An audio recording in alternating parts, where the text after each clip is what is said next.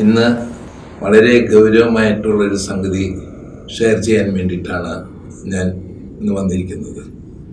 അതായത് നമ്മുടെ രാജ്യത്തെ ഇന്നത്തെ അവസ്ഥയെക്കുറിച്ചാണ് കഴിഞ്ഞ ദിവസം ദീപിക പത്രത്തിൽ മുൻ പേജിൽ തന്നെ വന്ന വാർത്തയെക്കുറിച്ചാണ് ഷെയർ ചെയ്യുക. ഏകദേശം പത്രമാസികകളിലൂടെ നമുക്ക് മനസ്സിലാക്കാൻ കഴിഞ്ഞത് കഴിഞ്ഞ 10 വർഷത്തിനുള്ളിൽ 1,12,000 കർഷകരാണ് ആത്മഹത്യ ചെയ്തിരിക്കുന്നത്. അത് ശരിയാവണമെന്നില്ല, അതിന് 10 മടങ്ങ് കൂടാനാണ് സാധ്യത. കാരണം ആത്മഹത്യ ചെയ്തു എന്ന് പറയാൻ അവരുടെ മാനം അനുവദിക്കാത്തത് മൂലം പല ആത്മഹത്യ കേസുകളും ആത്മഹത്യയല്ലാത്ത രീതിയിലാണ് മറവ് ചെയ്യപ്പെടുന്നത്. പിന്നെ വളരെ റിമോട്ടായ ഗ്രാമങ്ങളിലും പോലീസൊന്നും എത്തിച്ചേരുന്നില്ല. അപ്പോൾ ഇത് വാർത്തയിലേക്ക് എത്തുന്നില്ല. ആത്മഹത്യ ഒന്നിനും പരിഹാരമില്ല, നമുക്ക് എല്ലാവർക്കും അറിയാവുന്ന കാര്യമാണ്. പക്ഷെ എന്ത് ചെയ്യാം, നമ്മുടെ അന്നം തരുന്ന കൈകൾ വിഷക്കുപ്പി എടുക്കുന്ന ഒരവസ്ഥയിലേക്ക് എത്തിയിരിക്കുന്നു.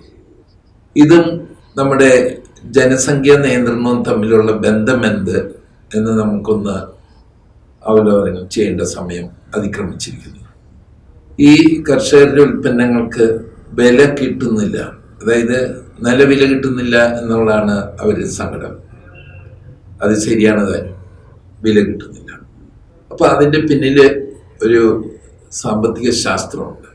ഒന്ന്, ഇന്ത്യയിലെ 1970-ൽ നിന്ന് ജനസംഖ്യയെ കുറയ്ക്കാൻ വേണ്ടിയെടുത്ത ഒത്തിരി തീരുമാനങ്ങളിലൂടെ അത് നടപ്പിലായപ്പോൾ ജനസംഖ്യയിൽ കുഞ്ഞുങ്ങൾ ജനിക്കുന്ന നിരക്ക് എണ്ണം ക്രമാതീതമായി കുറഞ്ഞു.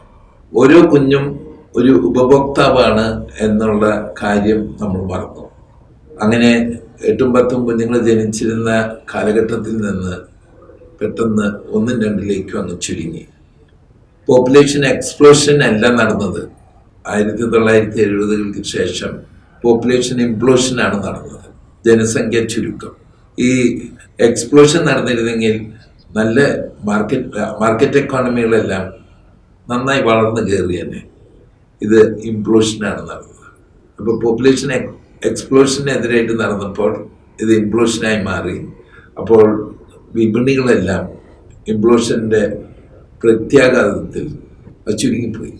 അപ്പോൾ നമുക്കൊന്ന് മനസ്സിലാക്കാം, ദൈവത്തിൻ്റെ മക്കളായ മനുഷ്യന് മാത്രമേ വില നൽകാൻ സാധിക്കുകയുള്ളൂ. ആ മനുഷ്യന് ഓരോ ഉപഭോക്താവും എണ്ണത്തിൽ കുറയുമ്പോൾ നമ്മൾ മാന്യത്തെയാണ് ക്ഷണിച്ചു വരുത്തുക.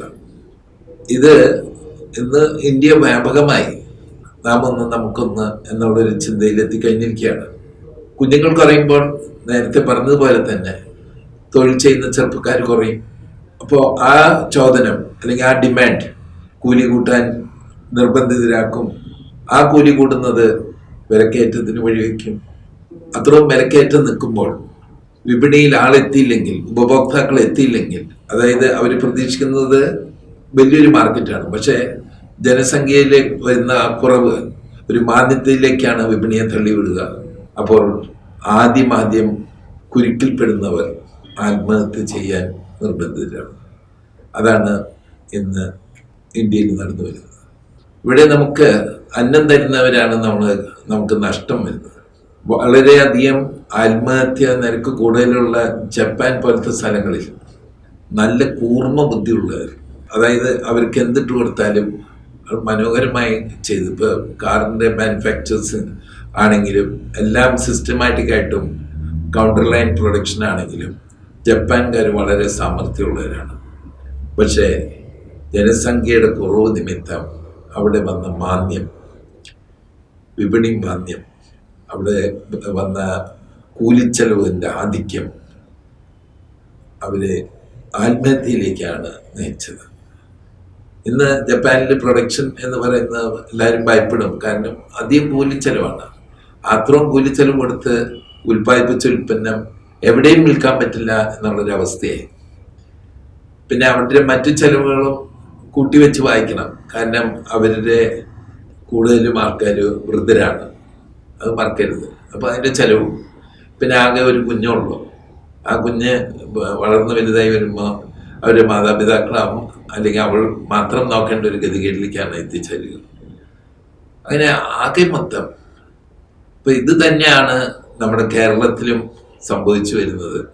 വിശുദ്ധ പൗലോസ് 1 കൊറിന്ത്യൻസ് 3:16-17 വളരെ വ്യക്തമായിട്ട് പറഞ്ഞിട്ടുണ്ട്, നിങ്ങളുടെ ശരീരം ദൈവത്തിന്റെ ആലയമാണ്, പരിശുദ്ധാത്മാവ് വസിക്കുന്ന ഇടമാണ്.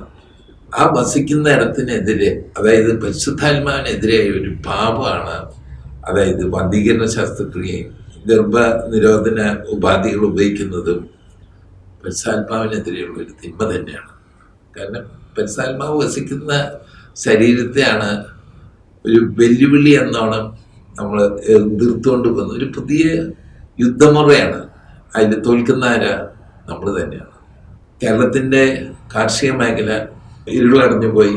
ഈ ഒരു കാർഷിക മേഖല വളരണമെങ്കിൽ അടിസ്ഥാനപരമായി ദൈവത്തിൻ്റെ മക്കൾ ജനിക്കുവാനായി നമ്മുടെ സമുദായം കുടുംബങ്ങളുടെ ഒപ്പം ചേർന്ന് നിന്നുകൊണ്ട് എല്ലാ തരത്തിലും സഹായിച്ച് അവരെ കാര്യങ്ങൾ പറഞ്ഞ് മനസ്സിലാക്കി,